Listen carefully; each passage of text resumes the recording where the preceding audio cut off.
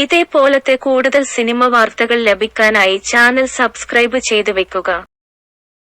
സൂപ്പർഹിറ്റായ മഞ്ഞുമല boys സിനിമയുടെ നിർമ്മാതാക്കളെ ഗുരുതര സാമ്പത്തിക തട്ടിപ്പ് നടത്തിയെന്ന് പോലീസിന്റെ അന്വേഷണ റിപ്പോർട്ട്. ചിത്രത്തിന്റെ നിർമ്മാതാക്കളായ പറവ ഫിലിംസുമായി ബന്ധപ്പെട്ടവര് ലാഭവിഹിതമോ മുടക്കുമുതലോ നൽകാതെ ചതിച്ചെന്ന് ആലപ്പുഴ അരൂര് സ്വദേശി സിറാജ് വലിയ വീട്ടില് പരാതി നൽകിയിരുന്നു. നിർമ്മാതാക്കളായ ഷോണ ആന്റണി, സൗബിന ഷാഹിര്, ബാബു ഷാഹിര് എന്നിവർക്കെതിരെയാണ് കേസ്. എറണാകുളം മരട് പോലീസ് നടത്തിയ അന്വേഷണ റിപ്പോർട്ടാണ് ഹൈക്കോടതിയിൽ സമർപ്പിച്ചിരിക്കുന്നത്. ആദ്യം പരാതിക്കാരന്റെ മൊഴി രേഖപ്പെടുത്തുകയും പിന്നീട് ഇതുമായി ബന്ധപ്പെട്ട ബാങ്ക് രേഖകൾ പോലീസ് ശേഖരിക്കുകയും ചെയ്തു. ഇതിൽ നിന്നാണ് ചിത്രത്തിന്റെ നിർമ്മാതാക്കള് സാമ്പത്തിക തട്ടിപ്പ് നടത്തിയെന്ന് വ്യക്തമായത്. ക്രിമിനൽ ഗൂഢാലോചന, വിശ്വാസവഞ്ചന, വ്യാജരേഖ ചമക്കല് കുറ്റങ്ങള് ചുമത്തിയാണ് പോലീസ് കേസെടുത്തത്. 7 കോടി രൂപയാണ് സിറാജ് സിനിമയ്ക്കായി നിക്ഷേപിച്ചത്. 22 കോടിയാണ് ചിത്രത്തിന്റെ ആകെ മുടക്കുമുതലെന്നാണ് ഇവര് പരാതിക്കാരനെ ആദ്യം ധരിപ്പിച്ചത്.